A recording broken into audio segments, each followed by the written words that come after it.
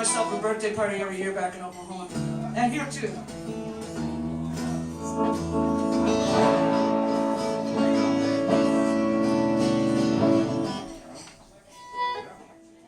Alright, so we're going to do a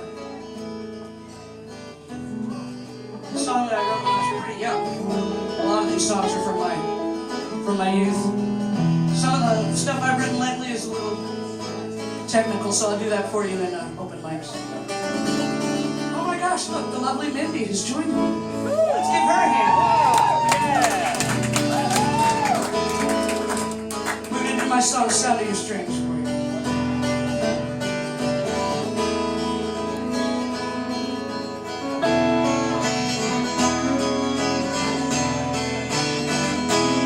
It will be good to see you again. It's been way too long, my friend. No, I didn't write, but when have I ever? At least I called every now and then.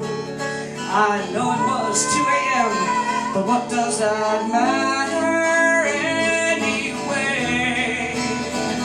Oh, I miss the sound of your strings and the joy that your voice could bring. On all those days when I felt cloudy, you'd be there when I'd call. Stand by me through it all. I owe you all I have. I owe you so much more. So much more. So much more.